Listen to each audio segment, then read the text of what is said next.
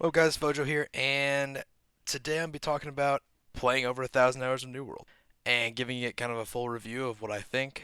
I played New World when it first came out, and I've continued to play it all the way through all that time until now, and wanted to give a few more thoughts about the game itself, what's going on with it. But real quick, if you guys could hit the like button, subscribe to the channel, it would help me out so much. Please leave a comment about what you think about the game overall, what would bring you back to the game, and what you think it needs. Now, New World has not done as well as I had hoped it would do over time. I think a lot of issues have happened and people have left the game and have had good reason to leave the game, as well as left the game because of so much negativity around it from those that have left the game. But that being said, the game has only been out for 5 months. We really haven't seen much of a lifespan of this game yet, and I hope to at least see it through a year and see if it has some major changes and can really pull some weight.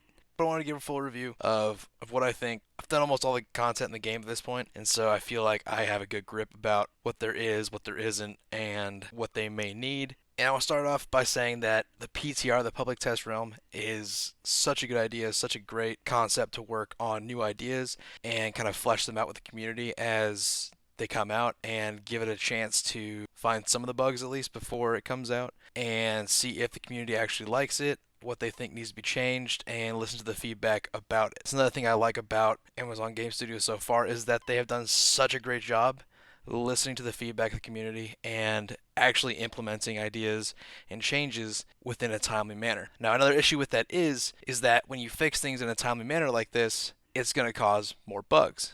So when they fix something or change something to help the community, they may also have repercussions based on what they changed, have things like dupe glitches and different things that weren't intended. And that sucks, but at the same time, as long as it's not a game-breaking glitch, I am totally okay with having a few glitches based on them fixing some problems in the game that needed to be fixed or listening to the community about things that they needed to address. And now with that, I think they are doing a great job of trying to tackle some bugs and bots and try and clean up everything they can as fast as possible. I have seen a lot of bots in the very beginning of New World. Probably a month in, there was a ton of bots just roaming around collecting resources. But over time, they seem to have done a good job cleaning them up. There are still some out there, don't get me wrong, but I think bots are a constant battle for any game. People are always going to try and cheat at the game. But at least they're saying it's at the top of their list and they're constantly working on it and they're trying to do something about it. Now, would some in-game developers running around clearing out bots or have a system in order to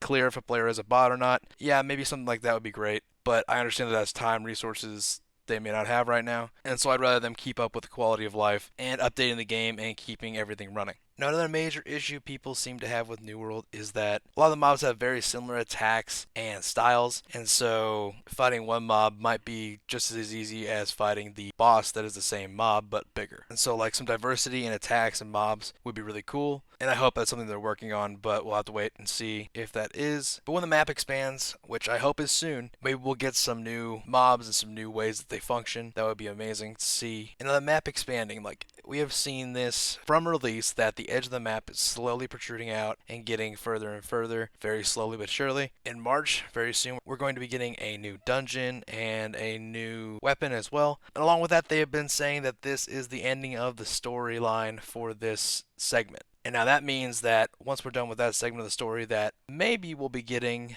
a new piece of the map and new storyline to follow. Now, they have also said that we will be getting a roadmap very soon in March as well to see what they want to do with the game, where they're going to go, and that alone makes me very excited about what New World is doing and the dev team is working on. Because once we see kind of where they want to go with it and where they hope to go with it, we'll have an idea of content and what to expect in the future. And now with that, I have done the PTR this month a little bit, tried out the blunderbuss, the new weapon, and I gotta say, it's a lot of fun to use. I'm enjoying that a lot.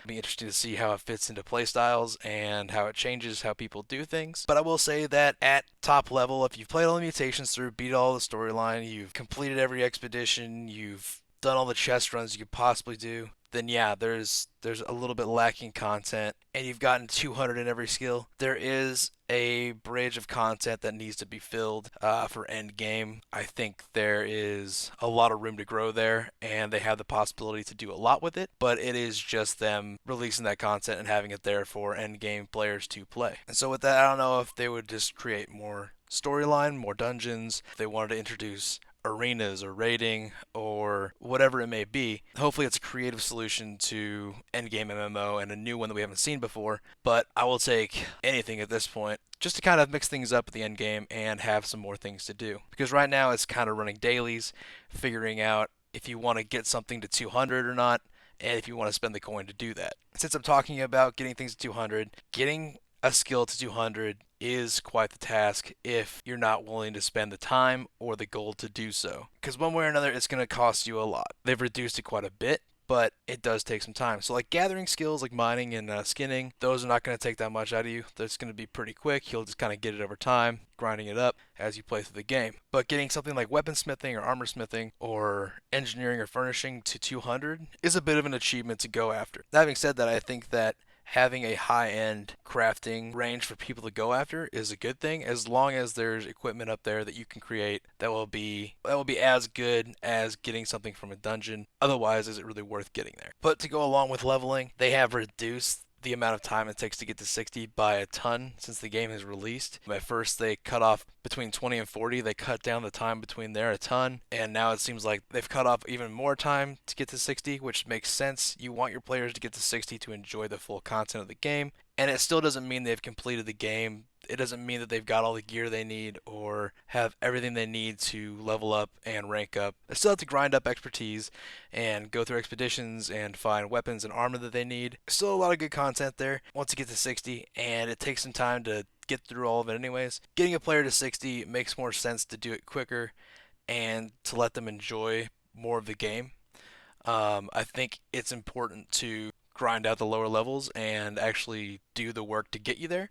But I think doing it faster is better for the community as a whole and gives players the ability to get there faster if they have a job or if they have a family, and it just makes more sense to get those players the time they need to get to where they want to be as well. But I will say they're doing a ton of quality of life changes right now, including traveling. It costs 20 Azoth now to go anywhere. It doesn't matter how far away it is or how much you weigh. It's 20 straight across the board, unless your faction owns it, and then it's lower. Not to mention that the travel times from inns and houses have been reduced as well, so it's even faster and cheaper to travel around than it's ever been. It's next to free. I have tons of Azoth all the time. Azoth is no longer a problem. Fast travel is no longer a problem. And that was a big problem people had with the game for a long time. Another thing they did recently was reduce taxes down to basically nothing. You can own a large house and still pay taxes on it easily without playing the game every single day. And that helps out a lot for players that don't play all the time. Taxes are kind of an interesting concept in the game anyways, and reducing them down to a minimal cost is helpful for the average player. But I have to say that the community that's here on New World is a great community, very helpful, always willing to jump in and answer a question or help a lower level out in order to help the community grow and help keep the positive community that is here. Now, don't get me wrong, there's always negative players in games, right? There's always going to be a toxic player or two, and trying to get in the way and keep players from having fun is part of something you have to deal with in games. But from what I can tell from the servers I've been on, New World is a very positive community and helpful community that will answer any question or help a low level out if they need help. Be willing to participate in in-game stuff, no matter what it is. It's really a breath of fresh air to see something like that. The last couple of communities that I've been in have been a little more toxic and less friendly than the New World community is. And I'm happy to say I'm a part of it and to be here. But getting down to it, New World has shrunk immensely from its initial release.